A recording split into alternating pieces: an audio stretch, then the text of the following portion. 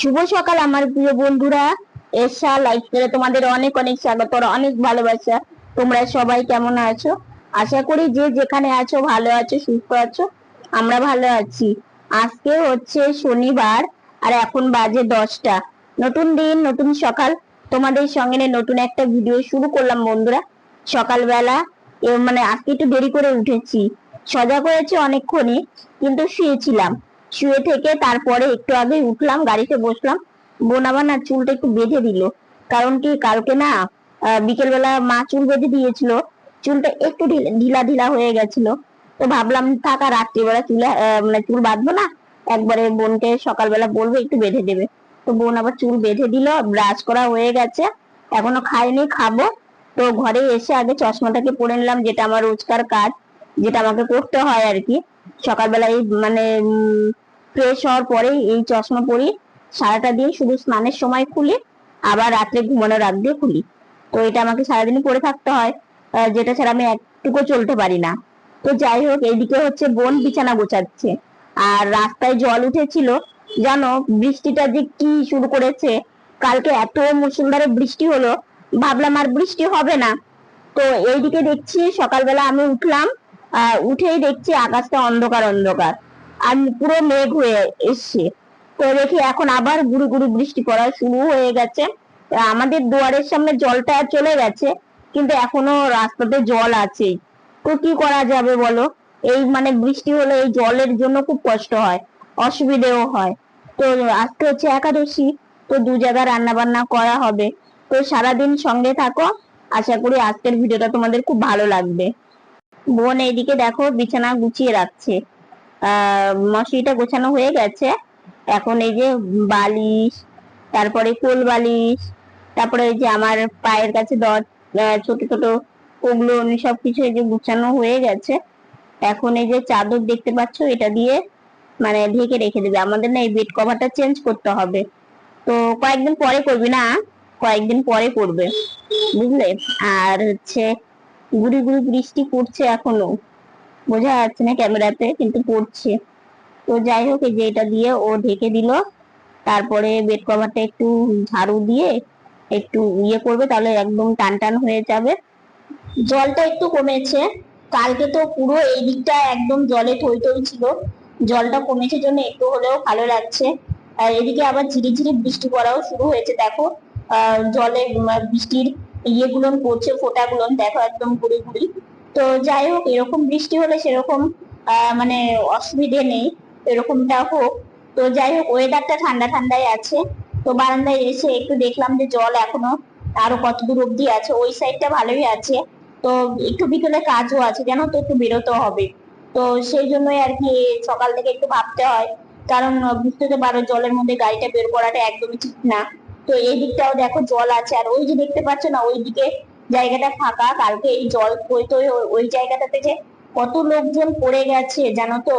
কেউ বাইক নিয়ে, কেউ টোটো নিয়ে পা ঢুকে গেছে। ওই দিকটাও দেখো এখনো ভালো জল আছে, মন্দিরের এই সাইডটা। মন্দিরের ওখানে তো মানে প্রত্যেক দিনই থাকে, মানে জল কমেই না যতদিন বর্ষা পড়েছে। তো এইদিকে রান্না হয়ে গেছে একাদশী রান্না, আলু আর কুয়াশ দিয়ে তরকারি, আর তার সাথে শ্যামা। তো এটা আমার ভাই সোনার দেওয়া হয়েছে। আর এদিকে পটল দিয়ে পোস্ত করেছে, তো পটল পোস্ত এটা হচ্ছে বাবার আমার জন্য করেছে। তো যাই হোক, এটাও রান্না হয়ে গেছে। আজকে রান্না বান্না তোমাদের শেয়ার করিনি, কারণ একাদশীর দিন না সেরকম কোনো রান্না বান্না থাকে না, ওই একটু মানে হালকার উপরেই আর কি। যাই হোক, এদিকে সবার খাওয়া দাওয়া করে বাসন মেজে মা রেখে দেবে, কারণ হচ্ছে ঠাকুরের বাসন মেজে ধুয়ে সবকিছু উপর দিয়ে তারপরে রেখে দেয়, তাহলে ভালো হয় আর কি। তো মা বাসন নিয়ে বসে পড়েছে। আজকে যেহেতু একাদশী, তো আজকে তাও একটু বাসনটা কমই বেরিয়েছে, অন্যান্য দিন আরো বাসন বেরোয়, কারণ তুই কড়াইয়ে দুটো রান্না বসায়, থালা বাসন অনেকটাই বেরোয়। তো একাদশী দিন এতটাও বেরোয় না। তো যাই হোক, এদিকে মা সবকিছু মেজে রেখে দিয়েছিল, এখন এই যে ধুয়ে ধুয়ে এখানে উপর দিয়ে রাখছে। আগে ঝিরিঝিরি এত বৃষ্টি হলো, উঠোনে আসতেই পারিনি। তো এখন বৃষ্টি নেই, তাই ভাবলাম যে একটু উঠোন থেকে ঘুরে আসি। খাওয়া দাওয়া কমপ্লিট হয়ে গেছে, পটল পোস্ত করেছিল। আজকে তো একাদশী, এদিকে একাদশী রান্না হয়েছে, এদিকে আমাদের জন্য পটল পোস্ত করেছিল। তো সেটা তোমাদের সাথে খাওয়া দাওয়াটা শেয়ার করতে পারিনি। তো খাওয়া দাওয়া করেই এডিট করলাম, কারণ কালকে এডিট করে রাখতে পারিনি। সেই ওখান থেকে মানে ডাক্তার ওখান থেকে এসে এডিট করেছে। এত মানে কি বলবো, আমি ভাবতেই পারিনি যে কালকে আমি এডিট করে ভিডিওটা দিতে পারবো। তো আম, তো অবশেষে দিতে পেরে খুব ভালো লাগছিল। তো যাই হোক, এইদিকে হচ্ছে এডিট করলাম, করে ভয়েস ওভারের কাজটা কমপ্লিট করে ভাবলাম একটু উঠোন থেকে ঘুরে আসি। তাই উঠোনে এসেছি, আর মায়ের এদিকে হয়ে গেছে, আমাকে বিছানাতে উঠিয়ে দেবে। একটু রেস্ট নেবো কিছুক্ষণ, একটু রেস্ট নিয়ে আরেকটু কাজ আছে সেটা করব। করে তারপরে মাথায় একটু ভালো করে তেল দেবো, কারণ হচ্ছে ভীষণ মাথা যন্ত্রণা করছে কালকে থেকে, জানি না কেন। ভীষণ মাথা ব্যথা করছে, কালকে করছিল, রাত্রের দিকে কমে গেছে, আবার দেখছি একটু আগে যে মাথা যন্ত্রণা আবার শুরু হয়েছে। তো একটু ভালো করে তেল দিলে হয়তো কমে যাবে। ঘুমটা কালকে ভালো হয়নি, কারণ মাথার মধ্যে না অনেক টেনশন, সেই জন্য ঘুমটাও কালকে ভালো করে মানে সেই রকম হয়নি। তো যাই হোক, এদিকে না আজকে ফুল খুব একটা বেশি ফোটেনি, বৃষ্টি হলো না, ফুল বেশি ফোটে না। বৃষ্টির জন্য না সাদা ফুল, জবা ফুল সবই কম ফুটছে, জানো তো। এখানে কয়েকটা কড়ি আছে, আর ওই যে দেখতে পাচ্ছ উপরে একটা কড়ি, এটা কালকে ফুটবে। আর এদিকে আকাশটা পুরো মেঘলা, মানে আবার বৃষ্টি নামবে এরকম একটা মানে পরিস্থিতি। তো কি করা যাবে, বৃষ্টির দিন তো বৃষ্টি নামবেই। তো যাই হোক, এইদিকে বিকেল বেলা চলে এসেছি দোকানে, মানে একটা দোকানে এসেছি বোনের গাড়িটার জন্য। তো এই যে বোনের গাড়িটা একটু ঠিকঠাক করা হচ্ছে। আজকে আবার এই দাদাটা আছে, দুদিন এসে অলরেডি ঘুরে গেছি, জানো তো। ওখান থেকে আবার আর এক জায়গায় গিয়েছিলাম, সেখানে হাওয়া দিলাম। আর এখানে দেখো লাইটিং লাগানো হয়েছে, বড় ঠাকুরের পুজো হচ্ছে। জীবনের প্রথম আমি আর বোন একাই বেরিয়েছি বোনের গাড়িটা ঠিক করার জন্য। বোন আর আমি বেরিয়েছি, তো বড় ঠাকুরের ওখানে একটু প্রণাম করলাম, করে ভবনের এই জায়গাটা এসে বসে আছি। এই যে আমি আর ওই যে বোন, আর ওটা হচ্ছে ভবনের গেট। তো কিছুক্ষণ থাকলাম, থেকে চলে আসলাম আমাদের শিব মন্দিরে পাড়ার। তো এখানে পাঠ পড়া হচ্ছিল, সবাই পাঠ পড়া শুনছিল আর কি ভগবানের কথা। তো মা, আমি, বোন একটু শুনলাম, বেশ ভালোই লাগলো। একাদশীর দিন ভগবানের কথা শুনতেও কিন্তু বেশ ভালো লাগে, মনটা একটা আলাদাই শান্তি। দেখো ওই দিকটা এখনো কিন্তু জল আছে। গুড ইভিনিং বন্ধুরা, সন্ধ্যা অনেকক্ষণই লেগেছে। বাপরে বাপ, প্রথমবার মানে জীবনের প্রথম বলতে পারো নতুন গাড়ি পেয়ে আজকে আমি আর বোন একা বেরিয়ে বোনের গাড়িটা প্রথমে ঠিকঠাক করলাম, মানে ব্রেকটা ধরছিল না। তারপরে হাওয়া মানে ওটা আর এক জায়গায়, এই জায়গায় ঠিকঠাক করে একবার ছাড়লাম, একটু প্রবলেম হলো। তারপরে আবার এক মানে একটু ঘুরে এসে আবার ঘুরে গেছি, গিয়ে আবার বললাম, তারপর আবার ঠিকঠাক করে দিল। তারপরে ওখান থেকে রাস্তাটা পার হতে, সত্যি পৃথিবীতে অনেক মানুষ আছে, অনেক ভালো মানুষ আছে যারা আমাদেরকে ভালোবাসে। আজকে সেটা বাইরে বেরিয়ে উপলব্ধি আরো বেশি করে করলাম। কারণ আমরা দু বোন রাস্তা পার হতে মানে একটু ভয় ভয় লাগছিল, কারণ বুঝতে তো পারো একা একা কোনোদিনই হয়নি, বাবা থাকে। তো বাবা হচ্ছে দোকানে ছিল সেই জন্য।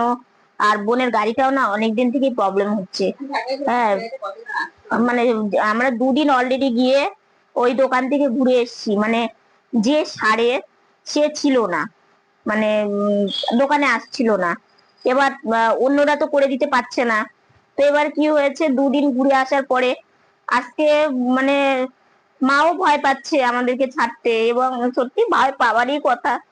তো আমরাও কোনোদিন যাইনি, একটু ভয় ভয় আমাদেরও লাগছিল। তো তারপর ভাবলাম না, বোনের গাড়িতে তো দরকার লাগে না, কাজের ক্ষেত্রে ওর বাইরে বেরোতে হয়, ওর কাজের জায়গায় যেতে হয়। তো ঠিক না করলে হয় না, যেহেতু ব্রেকটা দরকার। তো সেই জন্য ভাবলাম যে না, একটু ঝুঁকি নিয়ে যাওয়াই যাক। তো বোনকে বললাম, তোকে একা যেতে হবে না, আমি যাব। পরে হচ্ছে সেই ওইখানে দুবার করে কাজ করলাম, করে তারপরে হাওয়ার ওখানে গেলাম। ওটা একটা রাস্তা পার হয়ে একটা মানে একটা কাকু আমাদেরকে পার করে দিল। সে কাকুটাকে আমরা চিনি না, একদম অচেনা কাকুই পার করে দিল। তারপরে পার হলাম, হয়ে সেই হাওয়ার ওখানে গেলাম, হাওয়া দিয়ে। তারপরে ওইখানে একটা মন্দির আছে, কালী মন্দির, শিব মন্দির, তোমাদের এর আগে দেখিয়েছি শিব মন্দির।